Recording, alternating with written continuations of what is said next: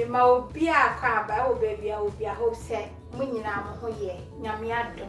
yanso ye ho ye so you obi a ye parties ni ade announce say nem kan no ewie pie wo pepa ye di announce say oh wonim da be di pie but eto de bi na do wo kon a afi na obekeka ne o ma bom no ebri ni ho wo ye pie ton dia ne me be kire wi e ade am nim so ba be damase na dodo no ano na nka first no me ye ni say ya na bia me dia chef fridge anase me freeze and na me be hu say eno mwa me so ahu nti die boa me sese no eno na me ne mo ba be che no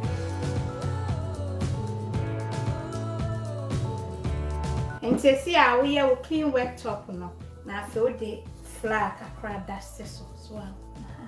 the same flour and am ni so nti we ye for ode ebe a free fridge no wan say na tesha na tie so your fridge na fe rolling pin na fe ba be rolling nti so na e fridge mo no wo rolling a enye crumbly ti said de waye ni sisi a so and ti say yeah na wo ye ko ba emfa pressure ento so mesra wo say be nsa no e da so kwa emfa pressure be bring to so me nsa yem yana me di rolling ya ne brew dan pastry there sanity wo ko edges na wo ka eboa no so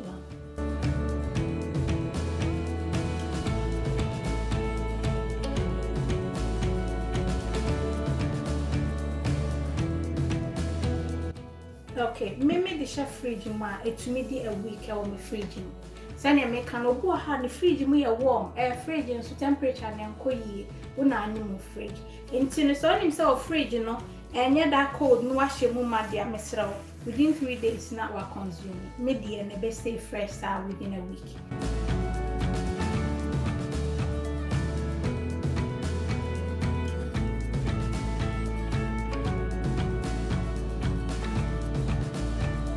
anti me thickness am me penny so I am quite more thicker me try we do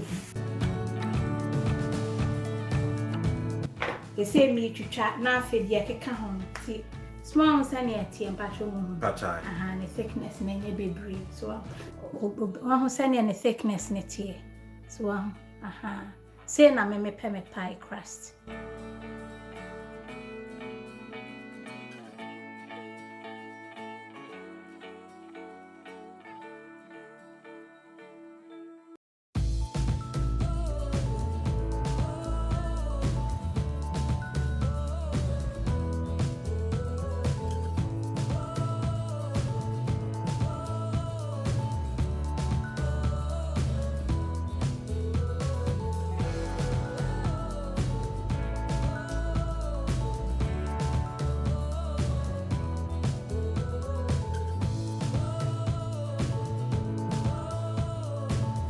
enti ni say ade a wo behia we ye de chef fridge ye mru freezer de no so eno so ye be enti de ode be chef fridge no wo behia again airtight container me wo we mu na me use de wo bia use ne mo resem from manko ade ba ko abesen here parchment paper so eson na metwitwa to size a me pen me de etire no de wo de cut no na de twitwa paper sa keke na me if fa ba ko na de atum ma fa ba ko de atum na fe pie no o fa ba ko o de atum se fa ba ko na de atum metai use ntina minim bo e be ko se wo bo bi asusu anka na wa Sunday another parchment paper na de atoso na wa yin see so repeat the process na ke na wa hwe na kono we nyina o ko school cry en chiraw like video no ma me wate na me nkwa anim na matumi abomode na de bia ma ba de chiraw ni o ma say free o blewe na pepe